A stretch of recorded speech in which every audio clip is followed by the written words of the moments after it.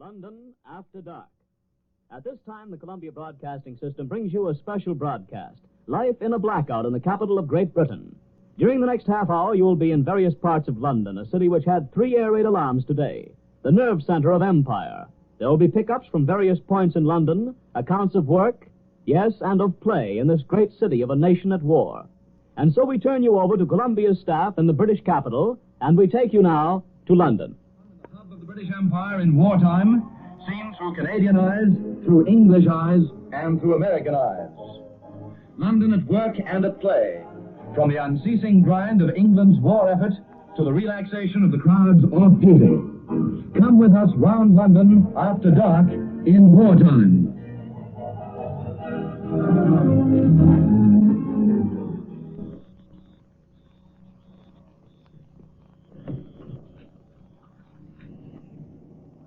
Canada's Sandy McPherson has led off our tour through London at the console of the theatre organ in St. George's Hall, notable as the home of magic in the London of Queen Victoria's day. And now we take you into the streets of blacked-out London, down stately crescent-shaped Regent Street, along Shaftesbury Avenue of theatre fame, into Charing Cross Road, London's Tin Pan Alley, and so to Trafalgar Square. Waiting there is Edward Murrow, known to you as Columbia's European director. Come in, Ed Murrow.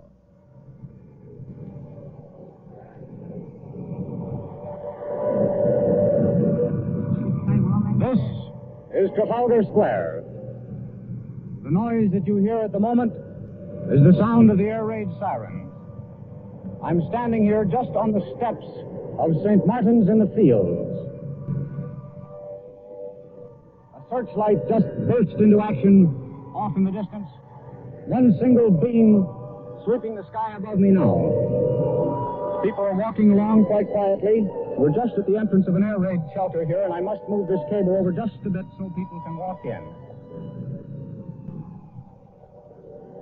I can see just straight away in front of me Lord Nelson on top of that big column.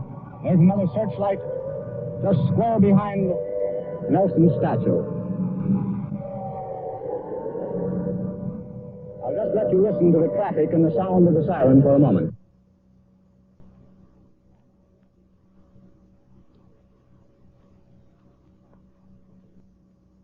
And casually, a man stops in front of me to light a cigarette. Here comes one of those big red buses around the corner. Double-deckers they are, just a few lights on the top deck. In this blackness, it looks very much like a ship that's passing in the night, and you just see the portholes. There goes another bus. More searchlights come into action. You see them reach straight up into the sky, and occasionally they catch a cloud and seem to splash on the bottom of it. The little traffic lights here, just a small cross on the normal globe, are now red. The cars pull up and stop. I'll just ooze down in the darkness here along these steps and see if I can pick up the sound of people's feet as they walk along. One of the strangest sounds one can hear in London these days, or rather these dark nights, just the sound of footsteps walking along the street, like ghosts shod with steel shoes. A taxi draws up just in front and stops, just waiting for that red light to change to green while the sirens howl. There it goes, and the cars move off. More searchlights are in action. We've not yet seen any burst of anti-aircraft fire overhead. And of course, this doesn't necessarily mean that there are planes actually over London at this moment. We've had these warnings before, of course. You can hear the sirens just dying away in the distance now. An air raid warden walks out of this shelter. The shelter here, you know, is the crypt underneath this famous old church, just on the edge of Trafalgar Square. The crypt where in days of peace homeless men and women were able to find a night's lodging.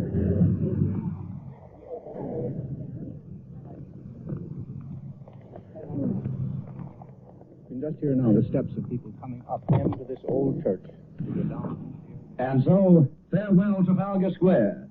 And now, after that unexpected air raid warning, we're going to take you to one of London's most ultra hotels, where behind the blackout drapes, men and women are dancing in the main ballroom. We'll see what the effect is over there after the air raid warning.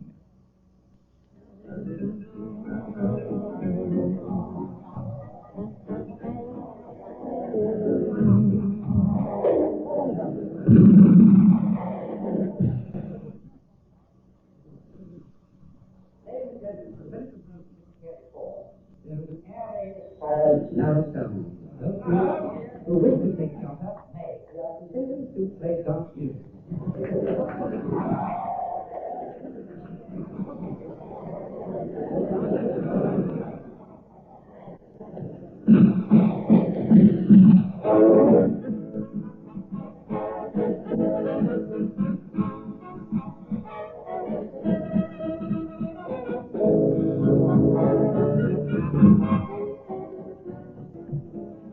And so, just after the air raid warning is announced, the dancing goes on at the Savoy Hotel. The Savoy, of course, is one of London's most famous hotels. Upstairs are suites named after the Gilbert and Sullivan Savoy operas. Below stairs are the kitchens and cellars. And even in wartime London, few spots are busier on a Saturday night, air raid warning or not, than the Savoy kitchen. Bob Bowman of the CBC is stationed there now with the Savoy chef, Monsieur Latry. Take over, will you, Bob?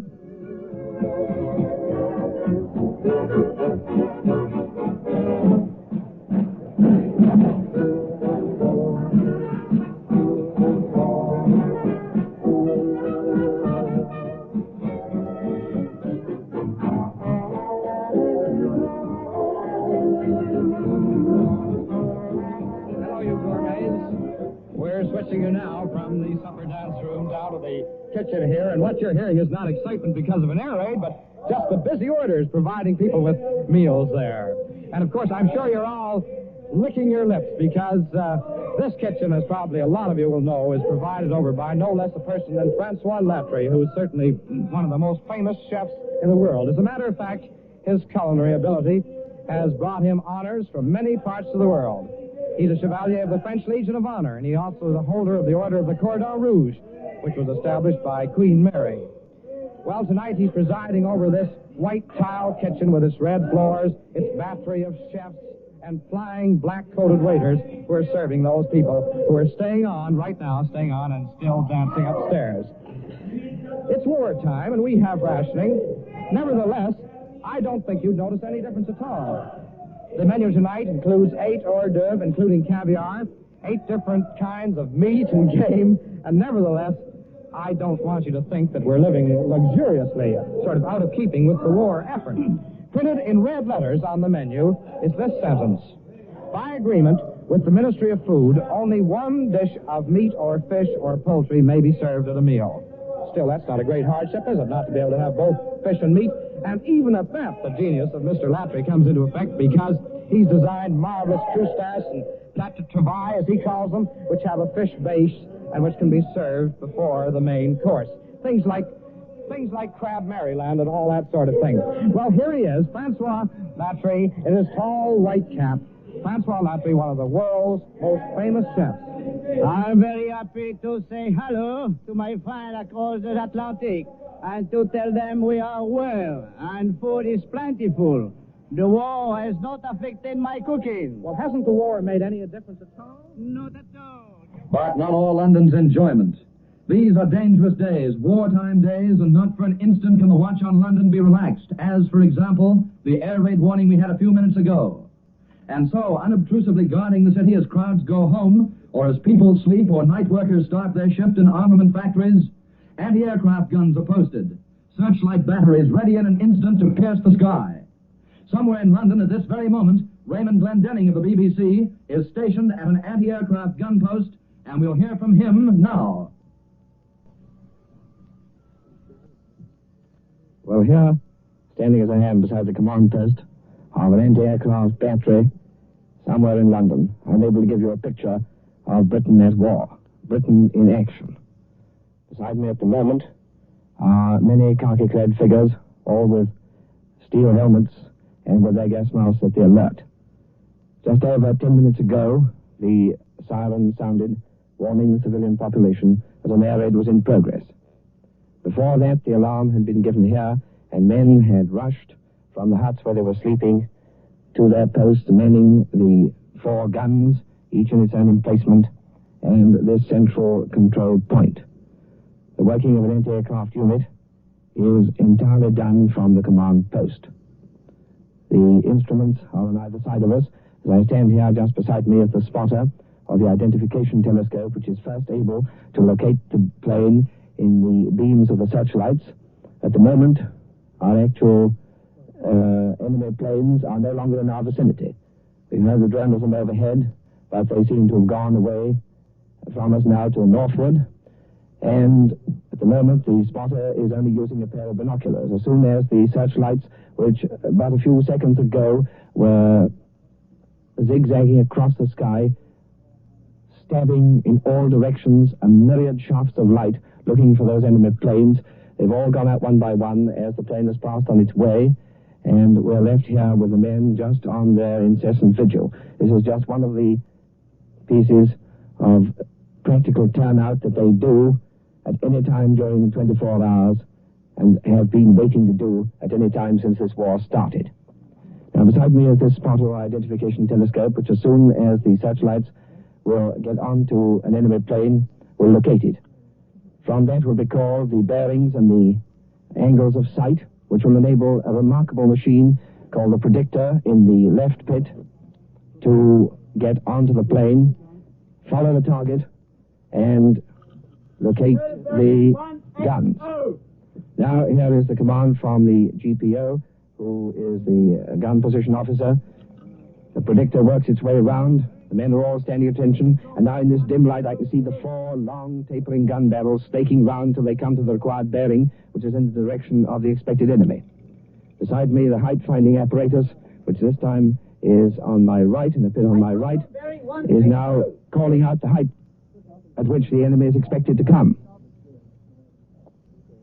I can now hear the distant drone of planes, searchlights, stabbing and crisscrossing, across the clear sky and into the cloud and out again. It's some distance away at the moment. All there is here is absolute tenseness and vigilance. That was an anti-aircraft gun post, and no less vital than searchlight units and anti-aircraft batteries is another now familiar aspect of the London wartime scene. Air raid precautions, known simply as ARP. And so next we're going to take you to an ARP post just a few minutes after an air raid warning has sounded, where Larry LeSueur of CBS is waiting to set the scene as he sees it. Right. Good evening. This is Larry LeSueur. The London air raid sirens have just sounded. I'm standing in the vast basement of one of the largest apartment houses in the world. Around me are about 100 people, but they're only a small fraction of London's great air raids precaution force, which is ready to push to the scene if bombs are dropped in this area. This is the organization, the one which the British gift for reducing everything to initials has shortened until it's simply called ARP. These ARP men and women are the ones who are standing by to help their fellow Londoners when the air raid sirens just sent the other 8.25 million into the air raid shelters. As I said before, the sirens have just sounded. And here's how the mechanics of this great air raid precaution system worked. Perhaps some half-dozen German bomber pilots penetrated the coastal defenses of Britain a few minutes ago, and they're heading for London. There may be only a half-dozen of them, but the killing powers of each man has been multiplied to incredible limits by science and high-explosive bombs. An observer in a lonely observation post spotted these German raiders coming over. He telephoned the information to the Air Force Fighter Command, and the Fighter Command determined what point the raiders were heading for. It was London. Then they phoned the London Control Center a few minutes ago, and that telephone message was passed on to the place where I'm standing now, about 10 minutes ago. The message said simply, Air Raid's message yellow. The word yellow stands for the same thing it does in traffic signals. Be on your guard. Everyone here grabbed up their equipment and stood up expectantly, with a keen look on their faces, men and women both. Then the telephone rang again. The words came through, Air Raid's message read. And a few minutes later, the agonizing wail of the London sirens began, rising and falling in their quavering note. The people in this ARP station all got their equipment ready now, and they've started the motors of their first aid cars and their ambulances. The doctor on duty is busy sterilizing his instruments and preparing his bandages. The German bombers may be nearby now. There's a drone of engines in the air. I can't tell, though, whether they're British or German planes. If a bomb drops in this ARP district, a telephone call or a messenger will instantly bring the news of its location. And each of these blue-uniformed ARP men and women carrying their full equipment, which consists of steel helmet, gas mask, gas clothing, boots, first aid equipment, and flashlight, will be driven to the scene in ambulances at fire engine speed. Now, for your benefit, Mr. William Sutton, superintendent of this ARP bureau, has arranged for a practice air raid bombing call to arrive at the station, although no bombs have been dropped nearby, so far as I know. We'll see how long it takes his men and women to get going. There goes the telephone now. Air raid message, hooray. Stretcher party 10-1, stretcher party. 1 ambulance, 1 car to 114 High Street. Sector 220. Messenger. Stretcher party 1. Stretcher party 41. Right. You're into the 114 High Street. 1 ambulance, 1 car, 114 High Street. Don't forget your helmet.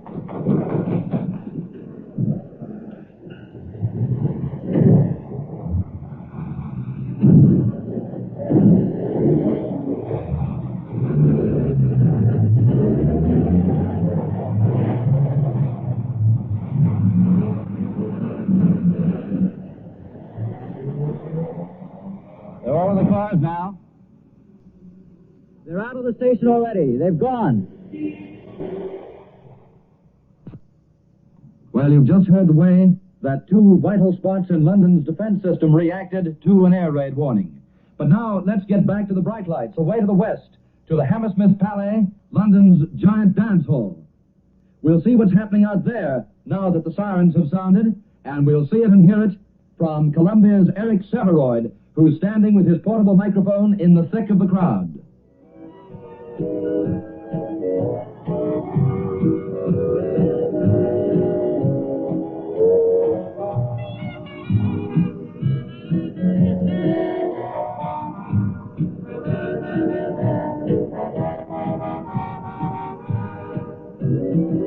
I'm standing in the middle of a great big dance floor. I guess it's the biggest in England, and it's got the biggest crowd I ever saw trying to dance in one place at one time.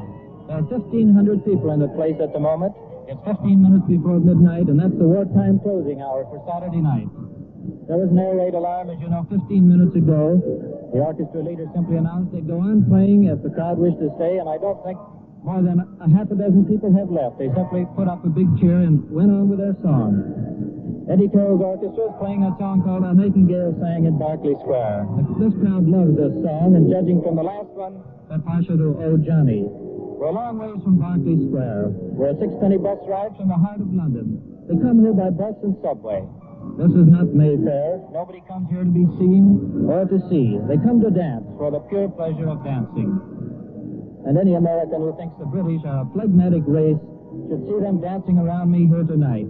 They love dancing, and these shop girls, these workers, these grocers' clerks, these people who make up the stuff of England, they dance wonderfully well.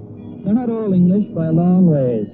The New Zealanders, Australians, and Canadian soldiers and sailors are here, and I just met a couple of Texans now in the RAF. There's a few French and Polish soldiers, and there right in front of me is a grave-looking Dutch officer in his well-tailored green, just gliding past. When they come in, these men take off their army boots, and they're given little black dancing pumps. This was a dance place at the end of the last war. Well, it seems that it takes more than an air raid siren to dampen the gaiety at the Hammersmith Palais. But now, another long hop back to London's West End from west to east, to the hub of the universe, center of cosmopolitan life in happier days, which we hope will soon return.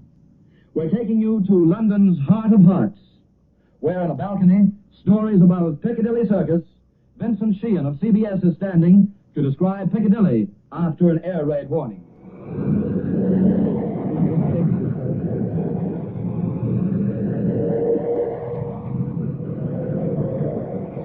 I'm standing on the balcony on Piccadilly. Perhaps I'd better tell you exactly where. It's the Piccadilly Hotel, about 150 yards from Piccadilly Circus, a little bit beyond St. James's Church. As you know, I suppose, I don't know if you heard the siren, but there is an air raid on. An air raid alarm, that is. 10 or 15 minutes ago, there was plenty of traffic in this street, even in spite of the blackout. Now, a good deal of it is drawn up to the curb or disappeared one way or another. People, I suppose, a good many of them have gone into shelters. And it's a little bit quieter than it usually is.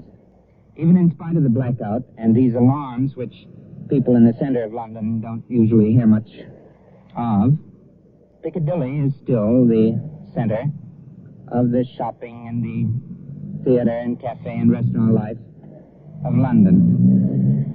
I had dinner not long ago in a restaurant just off Piccadilly Circus, where there were Hungarians and Austrians playing their music, much as usual. The food didn't seem much different, nor did the crowd, except there were a lot of officers and people on leave from the Army and the Navy Saturday night. They played Viennese waltzes and other music of those countries which no longer are able to play their music. The traffic seems to be not very much disturbed by the air raid. We've got taxis, and you probably can hear, I don't know whether you can hear or not, the buses still going on, some of them. The moon has just come up over the black buildings over there on the other side of Piccadilly Circus, the Criterion Restaurant. And the searchlights, which a few minutes ago were stabbing the whole sky with great long beams, seem to have disappeared altogether. Well, that was Piccadilly in the blackout during an air raid warning. And now from Piccadilly we take you to a London terminus, smoky, sprawling Euston station. It only costs a penny to buy a platform ticket, which allows us to mingle with the travelers who are about to leave for night rides north. And at Euston we're going to hear from Michael Standing and Winfred Vaughan Thomas, both of BBC. Well, you're on number 13 platform at Euston Station, and let me tell you right away that this air raid warning has had very little effect here except to slow things down and quiet things down a bit. The platform's dim. There are only those very faint blue lights, blue discs lighting up the numbers of the platform, a few little dim red lights, and otherwise complete and abysmal darkness. Well, we are here on this platform to watch the 11:55 up to Manchester start off on our journey. She's got a couple of minutes yet before she starts off, and she's drawn by the Royal Scots, number 6100. You've seen that powerful crimson beauty out there in the United States and Canada some 7 years ago, and now here she is, back here in our own home country, and going to draw 11 coaches and our complement of passengers up on our routine journey up to the north. Well, Euston's a fairly busy place in this wartime, as the station master, Mr. Harrison, will tell you for himself. That's right, isn't it? Very busy, just a pleasant time. Practically 50% of our mainline trains today have been duplicated. Incidentally, within the last 2 hours, we've dealt with approximately 200 tons of newspaper traffic, which is going all over the British Isles. Well, we watch the newspapers being loaded up tomorrow morning's newspapers being taken up to the north. Well, now this train is a moment or two before she's due to leave, and so let's spend that moment or two pushing through the doors of the YMCA canteen and see what's happening in the canteen. Well, here in the canteen, we've had a constant stream of men in uniform coming in all through the night. Sailors were joining their ships, and sailors piled high with rifles and equipment, and they all seem to want that quick cup of tea. Well, they've been getting it, too, with clockwork efficiency, because the canteen's been run by an American lady, Mrs. Liebus. Well, she's got a job on, all right. Everybody in the services turns up here sooner or later, and they get not only tea, but quick meals, just like burly seaman Bob Smith, who's been tucking in here all night. What have you been eating, Bob? Some egg and chips, and really enjoyed it. Been travelling all day, but you get plenty of food in this country, so there's nothing much to worry about as long as you get a good feed. Well, it's largely due to a seaman like Bob Smith that we're getting that food, but his pal, who's Sapper Hilling, he's also been tucking in. Yes, we've had a jolly fine evening there. We've had eggs and chips and plenty of tea. That's the main thing, as long as we get something to drink and some good food. And they've got that. It takes more than bombs to stop these boys getting into this canteen, and it takes more than bombs to stop that 11:55 going out. And we take you back to the platform now to see if she's getting out on time. We'll pause for a moment, and we're just waiting for the guard to swing his green lamp that's going to set this mighty giant train in motion. And here he is. He comes stumbling along back to the van. at the rear of the train, and in a moment she'll be starting off on her journey to the north. There's a little activity. All the doors are closed, all the windows, of course, are blacked out, and in a moment or two she'll be pounding away through a blacked out Britain up to Manchester, which she'll reach in about 4 hours' time. There's still a moment before. She's just a trifle late. Of course, this air raid alarm has delayed the arrival of some of the goods that are being carried on her, and the last block of newspapers was only piled into the van just a moment or so back. Is she going to start in time? Well, we haven't got the road yet. She hasn't got the road yet. How do you expect us to pick up for a minute or two? She wasn't more than a minute or two late out.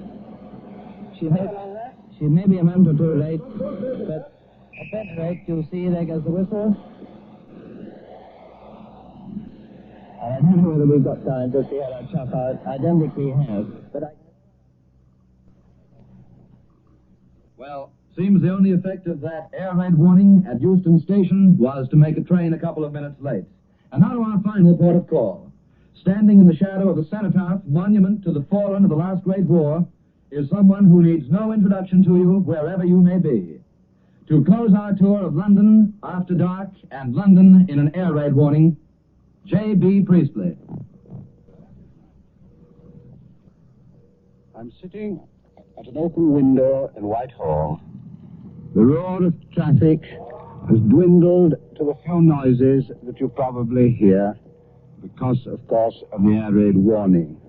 We still get a few buses passing, a few cars. Just opposite me is the tall, pale, rather ghostly shape of the cenotaph commemorating 1 million dead, many of them friends of mine, boys that I played with as a boy, men that might have been leaders now. Behind are the great government offices, the Home Office, the Colonial Office, the Treasury. It's the heart of our great capital city. It's also historic ground. Henry VIII married Anne Boleyn near here. Elizabeth saw Shakespeare's plays and the masks of Ben Jonson near here. Charles I was executed a few yards from where I'm sitting. It's historic ground, and I think today it's probably more deeply sunk in our world's history than ever, because it's the very center of the hopes of free men everywhere. It's the heart of this bastion, this great rock, that's defying the dark tide of invasion that's destroyed freedom all over Western Europe. Soon, I hope, the all clear will come. Soon, I hope, London, which has worked hard all this week, can go quietly to bed, can go to sleep. I hope it will dream of a better world, a world when they could take the balloons out of the sky and the planes, dream that dream and not sleep too long, but make that dream of a better world come true. Good night.